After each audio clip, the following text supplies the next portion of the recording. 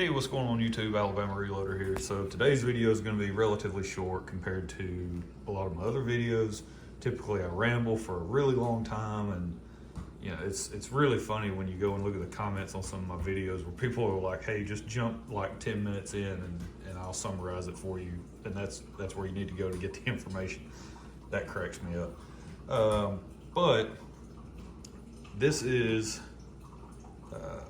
the purpose of this video is to go over the results from the McGuire Ballistics 125 grain copper rose hollow point bullet. So I got a lot of these McGuire Ballistics bullets in from a Black Friday purchase. I bought a lot in, I think I bought 200 and 6.5 millimeter, 230 cal, and 200 and 277 diameter. So got a lot of testing to do with these bullets. I think they're going to be really awesome in the field and terminal performance wise. So I've got a couple loaded up. These are the 6.5 Creedmoor and then the 30 TC 168 grain. That thing just looks wicked. So all right. And I did the testing with H4350.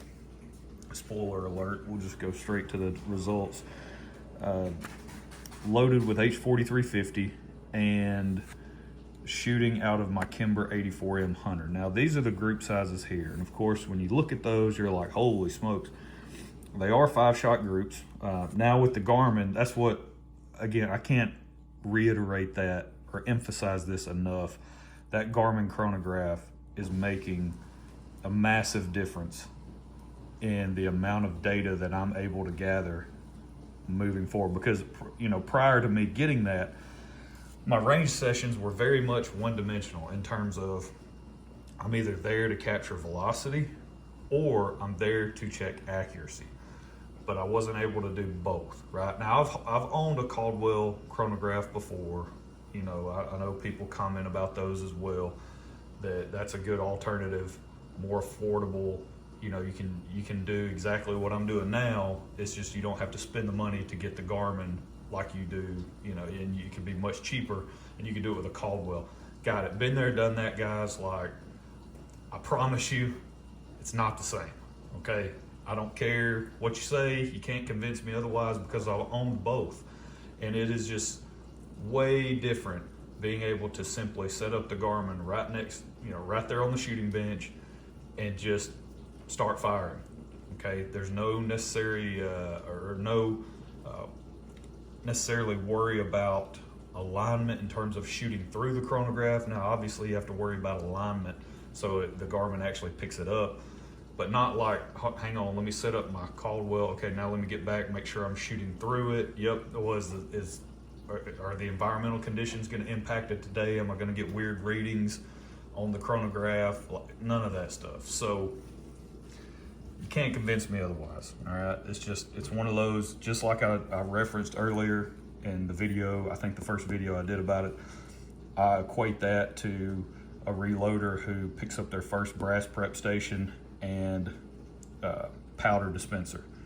Those two things transform your ability to reload. Well, the chronograph does the exact same thing for your range sessions and the amount of data you can gather. So velocity, average velocity for these charge weights, 5-shot groups, here's the SD, so 25 at 39.7, that was our SD, and then you can see it kind of tightens up as we move along. Really awesome standard deviation numbers. But the group size. So I don't think that's telling the whole story though. Let's take a look at the groups. So this was the 39.9 grain charge, 1.152, not terrible, but we've got some horizontal stuff going on, point of aim. And then 39.9, we've got 4, and then this guy. No idea what happened there. That's the 1.840 inch group. But you can see it printed 4 pretty close, and then one shot way out to the left. Same thing at 40.1, print 4 really close, one out to the left. And then we move down here, 40.3, more horizontal stuff, and then 40.5, again, print 4. Now we put one out to the right. So I don't think the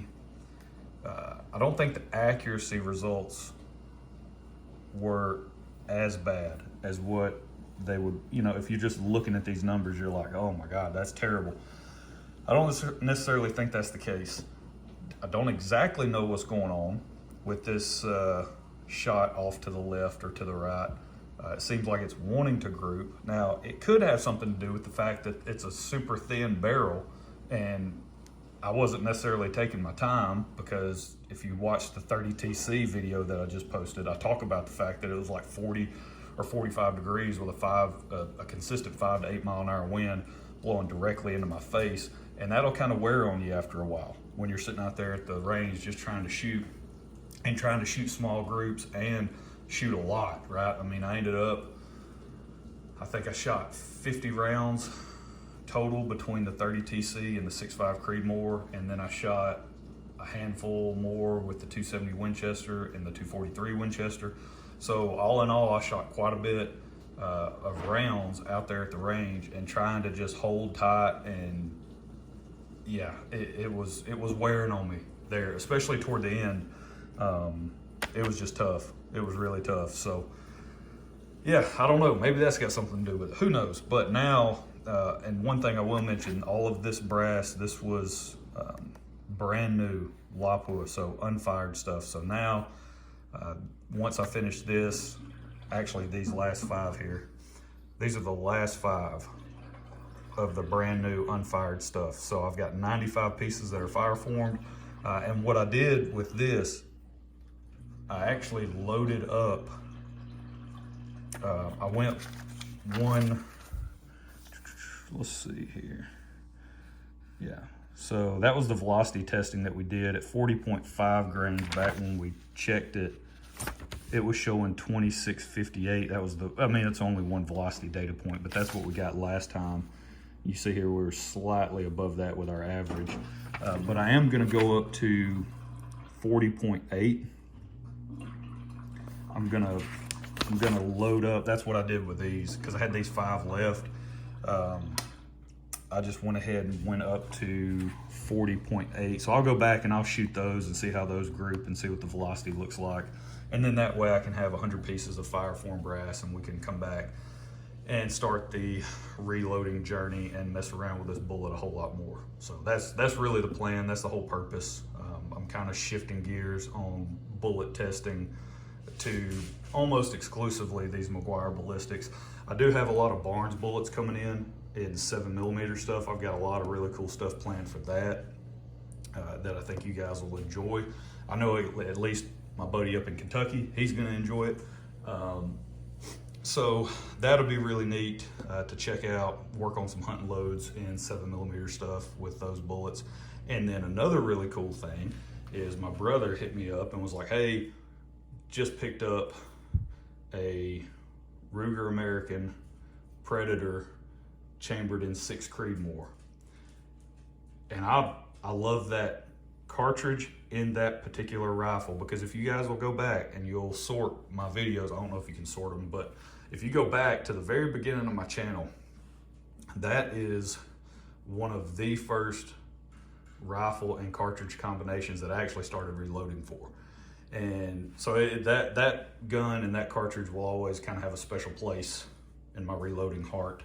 I'm a huge fan of it, huge fan of the cartridge. I actually went, and I think I tell the story in some of those videos, when I went to a local gun shop way back when, and I actually put that gun on layaway. I went back and picked it up. This was a couple months later when I went back and picked it up after I paid off the layaway.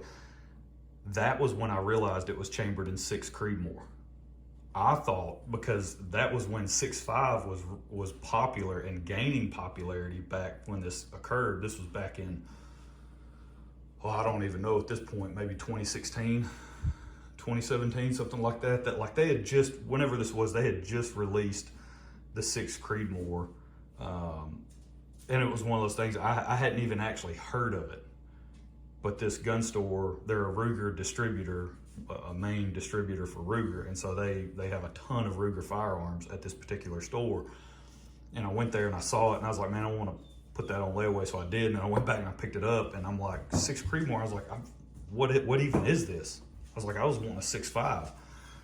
And so that led me down the path of, that's actually the cartridge that kind of got me interested in intentionally shooting at distance, right? Like purposefully trying to hit a target at greater distances than what I was used to.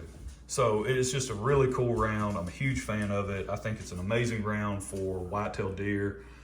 If you want to get something that is low recoil, just like the 6.5 Creedmoor, but it's going to be, you're going to be stepping up your velocity a little bit. Now you will drop some in your bullet weight on the 6 mil side. A lot of the stuff nowadays that goes up to like the 115s, more match style bullets, but your hunting bullets, you're going to go, you know, 100, 103, somewhere in that range for a hunting projectile. And it's going to be moving along with some serious velocity. It's a great round.